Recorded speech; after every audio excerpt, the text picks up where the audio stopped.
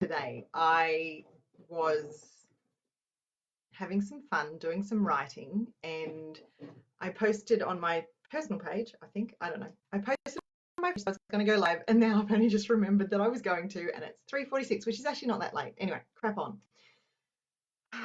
Overwhelm. I'm fairly versed in overwhelm as I have been through that. I've been through burnout, and that is the driver for me to want to prevent it through for other people, for you all, for everyone. How awesome would that be? I had a magic wand to wave to you all, and ding, no more overwhelm. So the overwhelm story starts with actually acknowledging and recognizing it and knowing when you're at risk of burnout because it really isn't pleasant, as I can attest to, and some of my clients can attest to. The awesome thing is, there is an alternative, there is a way out, and there is the possibility for you to ask for help. So I highly recommend that you ask for help. And if that's possible, no, it's not if that's possible. When that's possible, accept the help.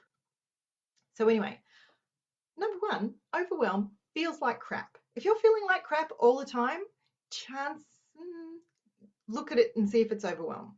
Because if it's overwhelm, then you start doing something about it. If it's something else, clearly start doing something about it. But if you feel like crap, do something about it. Number two, well, okay, following on from number one or number any of them, the solution or the mindset is that you want to do what it takes, whatever it takes to get over the overwhelm because it feels like crap. So you want to see it and process it. And so you do that by paying attention.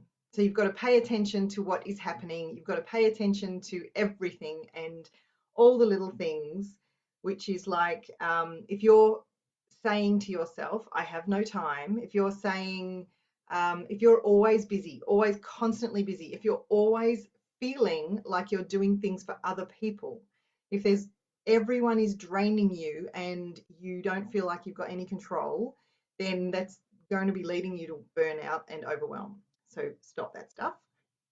If you feel like, if you go on a holiday and it makes you feel worse because you know that throughout the whole holiday that you've got to go back.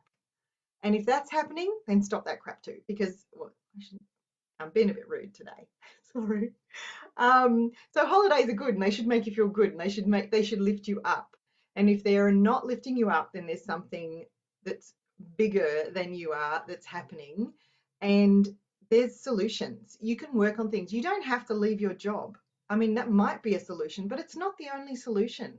See, the thing I think that happened with me is that I had thought that was the only solution, but it wasn't. And I see that with people and I help them get back into their job and into enjoying it. And anyway, back into living life. You can live your life and enjoy your life and get past and through and move aside the overwhelm. So the other thing is when you hear about people talking about personal development and you have a thought, that's not for me. That doesn't work for me. I've tried that and it doesn't work. So if you are thinking any of those things, they can lead to overwhelm as well because you're kind of making excuses for why you're going to stay bogged down in overwhelm. So that was a couple of points. And with the thought that things don't work for you, you might be thinking, why bother?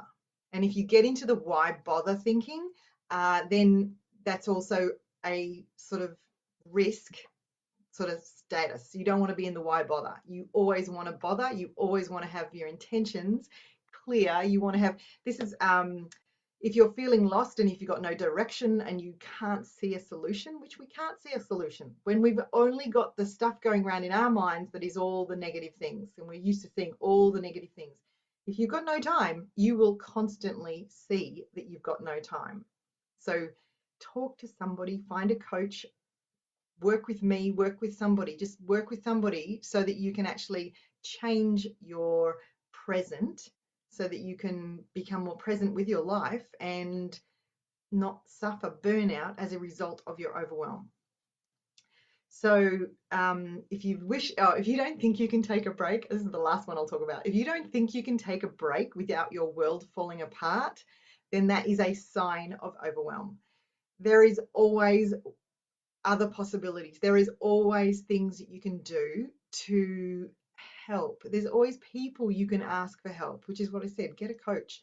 Work with a professional. I'm a trained, certified coach. All the meetings are private and confidential, as they would be with any other coach. I might talk about circumstances that my clients are dealing with, but I would never talk about a client unless they give me permission. Of course, if they give me a nice testimonial, I can show it to you. And it's one of the reasons that one of my focuses is on goals, because people can see that when you start learning about how to achieve your goals, it can start leading you towards getting through your overwhelm. And it's not about burying your head. It's not about forgetting that there's overwhelm. If there is overwhelm, there's a reason for it, and you actually have to go in, dig it out, find it, and then clean it out. So if any of that makes sense, I hope it helps.